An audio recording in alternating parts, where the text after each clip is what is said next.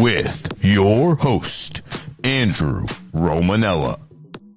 When you play Battle in Mario Kart and you don't turn off any of the items, there are bananas everywhere. I mean, it's like you're losing your balloons because you're slipping on bananas left and right. Bananas everywhere.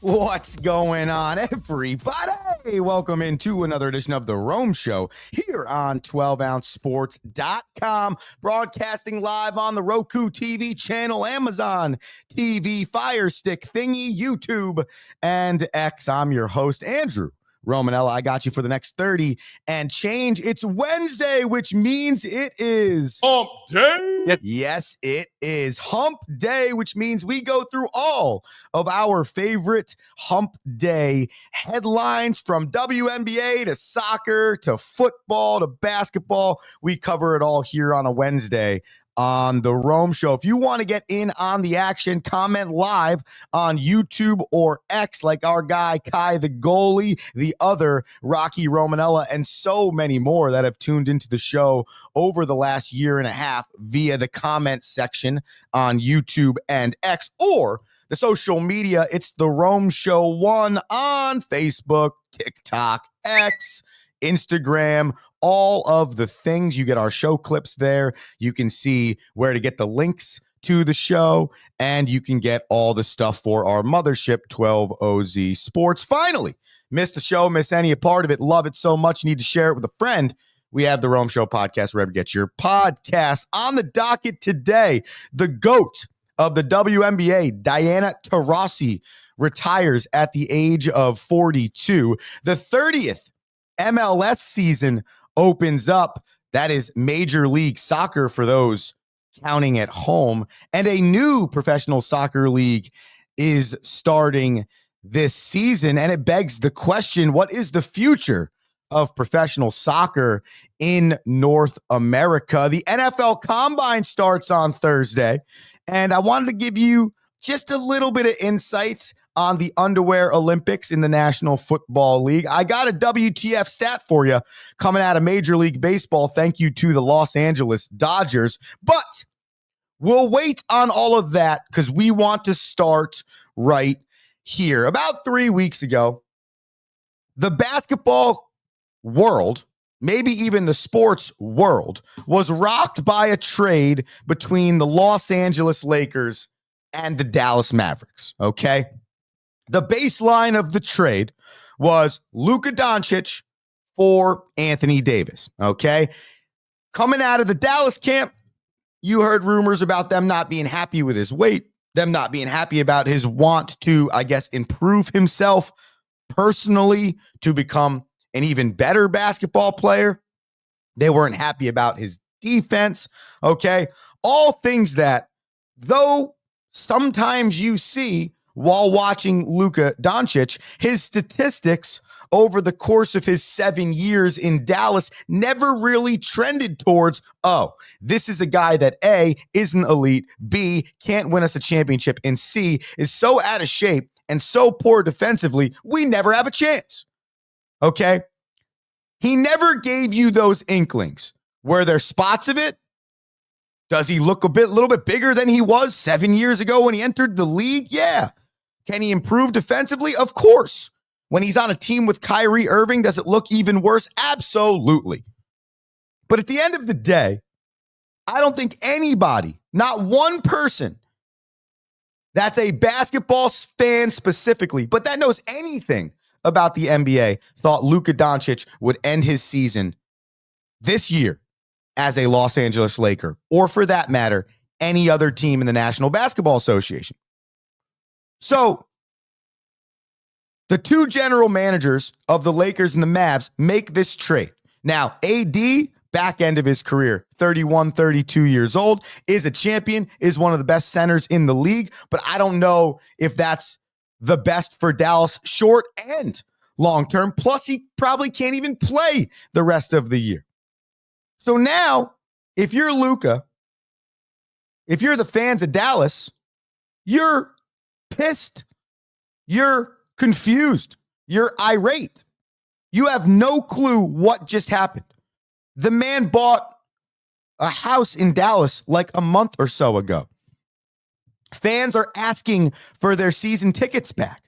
So clearly this was a tough breakup on both sides, from the fanship of Dallas, but also from Luka Doncic, who expressed his gratitude towards Dallas and his sadness towards leaving and not being able to bring them a championship, something that he wanted to do when Dallas brought him into the NBA.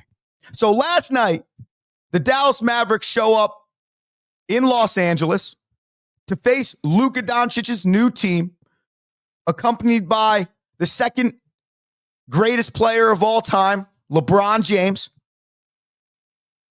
And Luka has a day. 19 points, 15 rebounds, 12 assists. And he was +8. How about that for your defense? He was +8 in differential on the floor throughout the entirety of this game. And the Lakers won 107-99. They're 8-2 in their last 10, and they've won 3 straight. And what a beautiful day for Luka. No, he didn't have to be the best player on the floor. No, he didn't have to go out and score 52 and shoot 67% from the field. You know what he did? He went out and literally played a complete basketball game. Hey, Dallas, remember when you said I wasn't good enough? Well, if you look at the stat sheet, I led the Lakers in steals yesterday. I led the Lakers in rebounds yesterday. I led the Lakers in defensive rebounds yesterday. And I led the Lakers in assists yesterday. So when you talk about a complete basketball player, when you talk about a dude that doesn't just score the rock, he is that guy. And for the Lakers, you are going to be elite for the next 10, 12, 15 years as long as Luka wants in the league. And in the immediate, I might put my money down as them making a run at the championship. Think about this for a second. Luka and LeBron could be considered top 5 and 10 players in the league. We know LeBron is top 2 all time. Luka and LeBron right now can be considered top, to be not over dramatic, we'll call them top 10. Both of them are top 10 players in the league. And they had a combined 27 rebounds yesterday. They had a combined 27 rebounds. Now, I know not every rebound is treated equally. Sometimes it's a deep 3, just goes right into Luka or LeBron or anyone's hands. But when your 2 best players lead the team in assists, well, Austin Reeves had a few more than LeBron yesterday. But overall, Luka led the game in assists and rebounds. LeBron was second in rebounds, first in points. I mean, that's what you're looking for. Those are numbers you look at and you say, maybe they could. Maybe there's a chance there. And when you look at the standings in the National Basketball Association, the Lakers have crawled their way up into the Western Conference. They're now in the 4 seed. They're 2 games behind the Nuggets. Now, the Nuggets, the Grizzlies, and the Thunder ahead of them are playing awesome basketball. And underneath them, they have the Clippers and the Rockets that aren't playing awesome basketball. So over the next 30 games, they could really separate themselves with a first-round home playoff series, and while continuing to figure out how this 2-headed monster works in LA, because I think you have enough pieces around that this could be really fun to watch down the stretch. And to finish, how good does that have to feel for Luka? You know, I was thinking last night about revenge games. I was thinking last night on what in the history of sports, I can't really think of like a team trading away a great. You know, there's obviously some that definitely happened before my lifetime, but like in my lifetime, you know, a team saying, we're done with you. And then that player comes back into that team's domain, or that team comes to their domain, and that player just has an unbelievable day. You know, Luka didn't want to get traded. You know, like when LeBron went to Miami, he left on his own. So he comes back to Miami or Cleveland and goes off as a member of the Heat. But like, it wasn't revenge per se. He left. He chose to leave. The fans in Cleveland were more mad. The fans in Cleveland wanted to slaughter him. They were so annoyed. So if you write it in. I'm thinking, what is the greatest revenge game? Is there a better one? I think Luka goes to Dallas in April, and that's one I'm eyeing up because I'd love to see how he plays in his old domain. But good for Luka. Good for the Lakers. I'm telling you, I think the Lakers might be and maybe it's a slight dark horse. I'll go check out the odds when I get a chance during the commercial break. But I think I'm going to go with the Lakers here. The Rome Show, 12ozsports.com. You should be going with every single day. It's super easy to watch. We're on at 7 a.m. on YouTube and on X. 12OZ Sports. Go there on any of the sites, and it'll make your life easy. You can check out the show. All we ask is you share it with a friend. It's Wednesday, and do you know what that means? Uh-oh. Guess what day it is? Guess what day it is?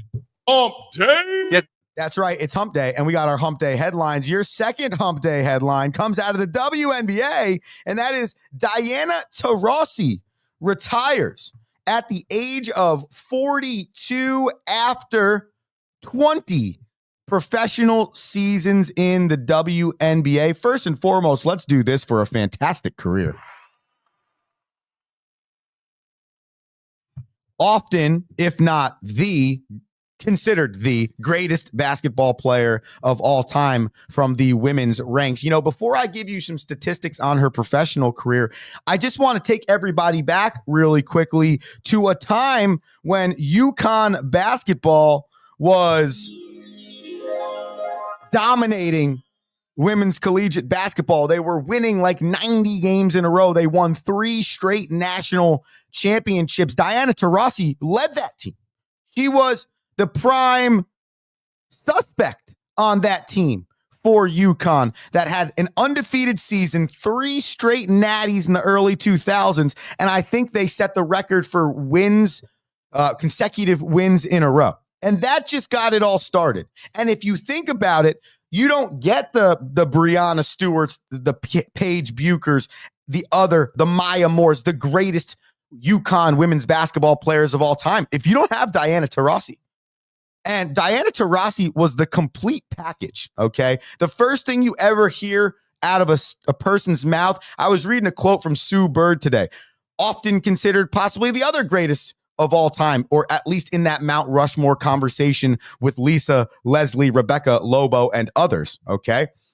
Diana Taurasi is a great teammate first, okay? Great teammate, and she represented our country fantastically. She has the most gold medals in women's basketball. It might be in basketball history, to be honest with you. She got 6, including the 2024 gold medal, which was her 6th, that happened last summer. Here are the statistics on the WNBA GOAT. She had 10,646 career points, good for first all time, and she is the only player in WNBA history to pass 10K points. Now, I do believe we are watching about 3 to 4 players, Ionescu, Wilson, Clark, in the WNBA right now that probably are going to be the next few that get to 10,000. I mean, think about it. Over the course of every sport, I'll use baseball for the example.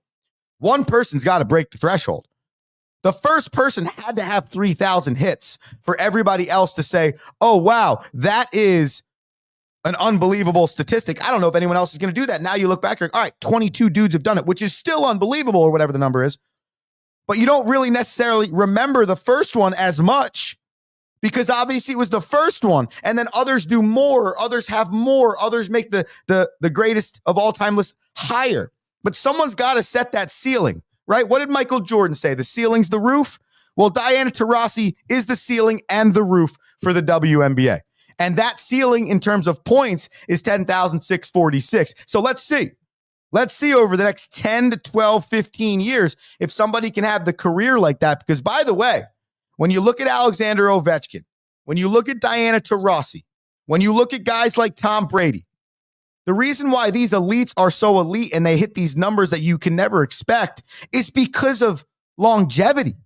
It's because of health. It's because of how they take care of their body. Basketball is a grueling sport on the legs, the knees, the shins, the ankles, everything from hips down. And so for her to stay healthy for the course of 20 years to put up these numbers is unbelievable. She played in 565 regular season games and amassed 1,476 points in the postseason alone. And she played in 72 postseason games, both the most all time. She's a 3-time WNBA champion. So why don't you think about this for a second? From 2003 to 2014, Diana Taurasi won 6 championships at the highest levels of her sport. 3 at the NCAA Division I level, highest level at her sport, amateur-wise. And then 3 at the professional level in the WNBA, the highest professional-wise. She was a winner. A 5-time scoring champion, 14. Yeah, you heard that right. 14-time All-Star. She was the 2009 league MVP and 2 times was the finals MVP. Oh, you thought I was done? Let's finish. She's also number 1 all-time in three-pointers made at 1,447 and the number 1 leader in three-pointers made in postseason history at 215. One more. Well deserving round of applause for Diana Taurasi, the GOAT of women's basketball. We're trying to make this show the GOAT of radio shows. You need to help us do that by sharing it with a friend, whether that's social media, that's the 12ozsports.com link, that's the youtube.com/12ozsports link, or that's the podcast, The Rome Show podcast. Share it with a friend because we want to enter Mount Rushmore status of radio shows one day, and it takes you, the people, to help us push that narrative. My narrative coming back after the commercial break is a WTF stat from the Dodgers, NFL Combine, and the MLS opening its 30th season and where professional soccer is trending in North America. It's Andrew. It's you. It's 12OZ Sports. It's the Rome Show. And we're back after this commercial break.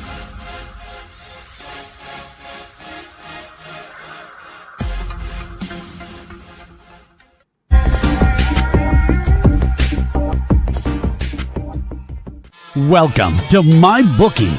You're ready to create an account and start making money, and we're here to help. And remember, you can get a bonus of up to $1,000 on your first deposit. Now you're ready to bet. Just go to mybookie.ag, visit the sportsbook, click on your bet, and input the amount you want to risk or win in the bet slip. Yes, it's that easy.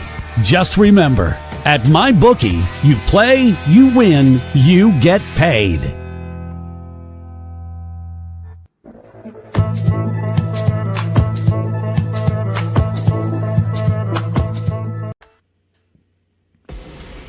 Need tickets to that next event? Well, at 12-Ounce Sports, we've got them with soccer anywhere in the world. Tickets to any venue, any sport. Want to go to NCAA or NFL football matches? We've got them. Yeah. Baseball at every level. Every Power 5 matchup is available. Don't forget, costumes and paint are optional. What's that? You want to go to Broadway? We have those too. Want to jam out? Every concert, every artist. That's right, at 12-Ounce Sports, we've got the tickets for less. 12ozsports.com/tickets. That's 12ouncesports.com/tickets.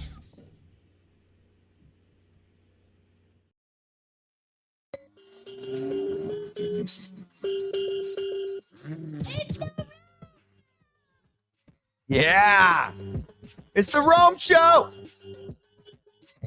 Uh-oh, guess what day it is? Guess what day it is? Hump Day. Yeah, it's Hump Day. We got headlines for you. We talked Diana Taurasi, the GOAT, retiring first 65% of the show.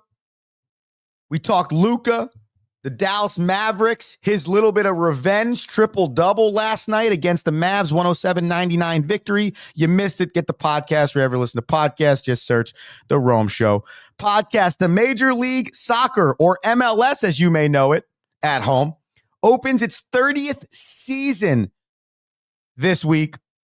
And there's a lot of question marks about where Major League Soccer is trending. And as I read some stories about this last night, I found out that there's also a new professional soccer league starting. It's called the United Soccer League. And the purpose of the United Soccer League is to hopefully bring pro soccer to non-major marketed cities. You know, if you think about professional sports landscape in North America in general, 80% of these teams trend to track in the same general vicinity. Why is that? It's because of the media money. It's because of the person population that's going to result in revenue for your organization. So you take our area, for example, New York metropolitan. I mean, heck, hockey is often considered the least of the four professional sports in terms of viewership, and it is also that in terms of statistics.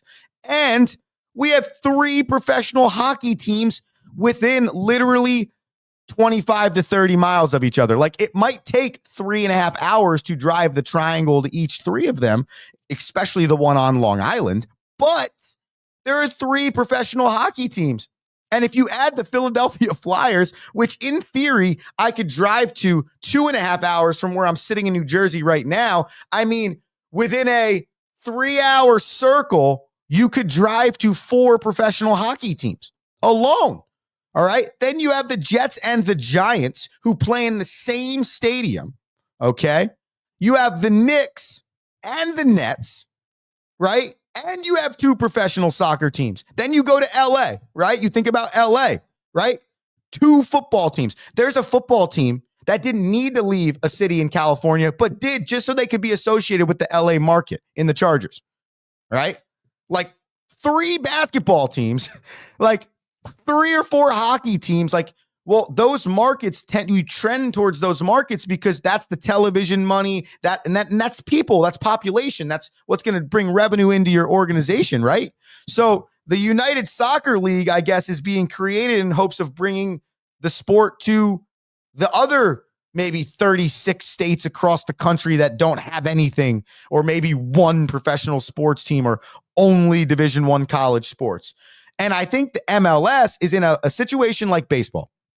They've dropped definitely down in the popularity. See, I think the MLS has risen, but their popularity status is now almost similar to baseball. Like, your soccer fans, they're going to watch the MLS. They're going to watch every game. They're going to go to the games. They're going to wear their scarves, and they're going to do their awesome soccer fan thing. Soccer fans are some of the greatest in the world. North American, international, don't matter. And they're going to be diehards. Baseball fans, same way. But you're not going to get a lot of marginal fans at the MLS. You're not going to get a lot of marginal fans at a regular season Major League Baseball game. So it begs the question, what does the MLS do? You're in your 30th season. Well, if you want to last the next 30 years, what does it look like? Because in my opinion, the MLS has grown in my 34 years on this earth, okay? Because it's existed the entire time I've been a human. But the popularity has kind of plateaued in the recent years. It was trending. I mean, think about it. They have a full slate. They have a draft now. They have pretty solid wages. I mean, no wages can ever be compared to what you see in the NFL, the NBA, and the MLB. But there's 150 years behind Major League Baseball getting there. There's 65, 75 years behind the National Football League getting there. There's mergers. There's other things, you know. So it's not enough to expect, but when you see what the WNBA is doing, it's like, well, how do we get like there? Like, where now all of a sudden our TV deal went from like 50 million to 250 million, right? How do we make that jump? And I think that's the answer soccer is in right now. That's the question soccer is in right now. And as they start their 30th season, I'm curious to see. And I sit here as somebody that does not give enough effort into watching the MLS, right? It's hard enough as it is. to be a head baseball coach in college and be a fan of anything else than your own team. But let alone try and stick to all the sports you already enjoy watching and then try and, I get it. But I think it's something where if you can't get soccer onto a national television stage, it's going to be hard to grow the game, much like baseball. You get caught in this regional mix. And it's like, well, how the hell do we grow this thing? Well, unfortunately, with streaming services, national television, all that other stuff, you kind of get caught. Okay, you kind of get caught. So we'll see. But who knows? I think the MLS, you'll see. In 5 years, when we have this conversation, you'll know what they did in their 30th year. You'll know what they decided to do with the television deals. And then if this other league can exist. You know what? We're going to go to one more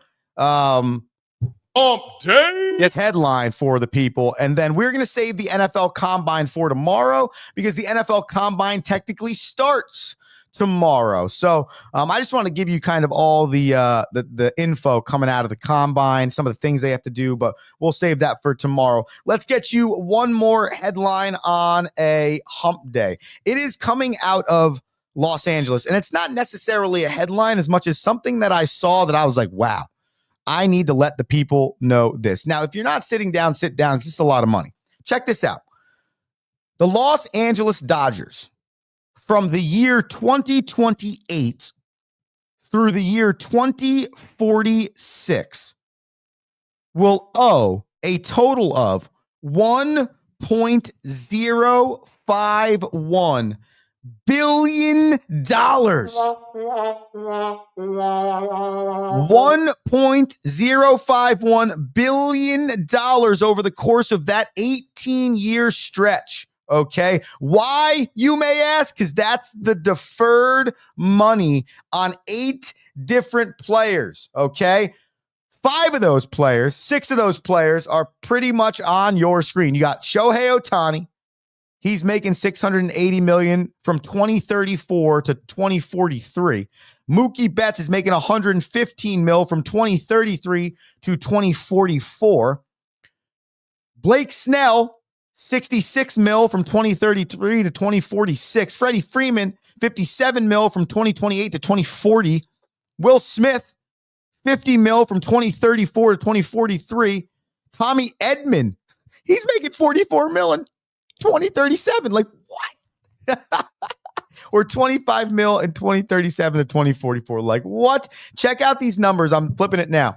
The deferred obligations total $400 million in each 2028 and 2029, $7.2 million from 2030 to 2032, $17.2 million.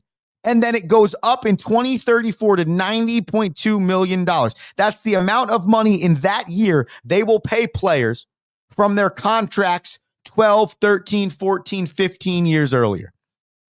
That's what the Dodgers are doing right now. That is how they are so good. And listen, I don't know how this plays out in 15 years. I don't know what it looks like to have 19 different Bobby Bonilla's, which I hope every single person now that thinks it's funny to joke on the Mets. Oh, happy Bobby Bonilla Day. What? How about happy freaking Shohei Ohtani Day? That dude's going to make $25 million a year for like 12 years, 10 years after he retires. Happy Bobby Bonilla Day. The Mets look like geniuses now because they only give up $1 million per year. Whereas all these other teams are deferring millions that exist into billions. That's a ridiculous number. That is a ridiculous number. But that's what the Dodgers want to do. And so I disagree with Hal Steinbrenner saying the Yankees can't spend like the Dodgers, but I do agree with Hal Steinbrenner saying the Yankees can't do what the Dodgers are doing. If he's talking about deferring $1.05 billion to a 18-year stretch, 15 years from now, no chance. I would also agree. I personally think that's hemorrhaging your franchise for the history of time for now. But like if I'm Mookie, I'm Will, I'm Shohei, I'm any of these guys, why the hell would I care? That's exactly, I'm looking, I've already made mills. I'm making mills. They're not deferring all my money. And now I get to get paid for the next 35 years? Yeah, absolutely. I'll say yes. But for the franchise, I don't know how that plays out. That's a lot of money to eventually be paying people that do not even play for your organization anymore. Now, hopefully, those 8 players bring them 3 to 4 more championships, and maybe their organization says, we'll suck for that 10-year period because this 10 to 15-year period is elite and was very much worth it. So only time will tell. Only time will tell for the Los Angeles Dodgers. But I just thought that amount of deferred money was reckless. And I think that's something you're going to see is trending. We're trending that way, but I don't believe every owner is going to want to do that. Every owner is going to want to be more like, I'll defer 50 mil total. I'll defer 25 mil total, but to defer over $1.051 billion, to not start paying people for another 3 years and then have to pay them for 18 more. It's just, I can't imagine your franchise is going to be in a great economical spot. But who am I? Because you said there would be no math. So I'm not here to judge. All right, let's finish this show.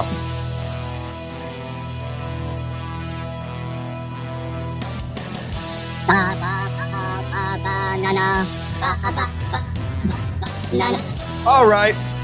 59-48 is how I went into yesterday. I took the Ducks at the +1.5. Bang!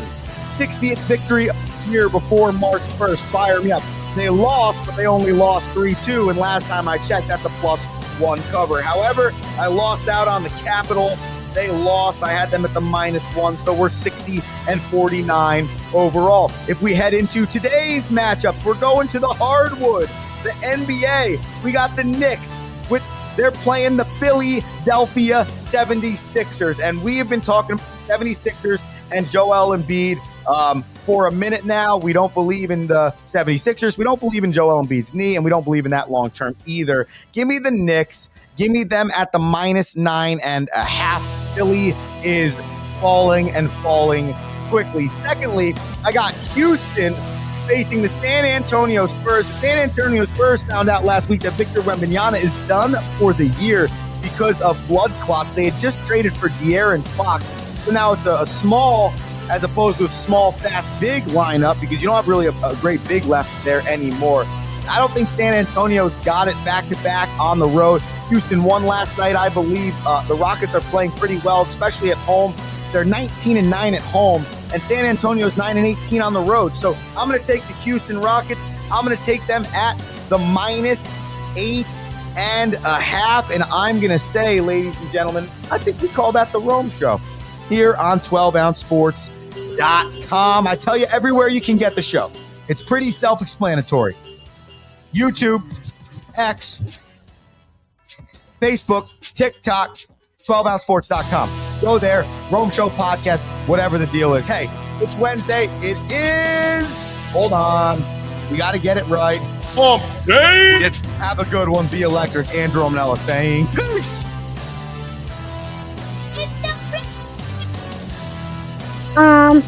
Thank you for listening.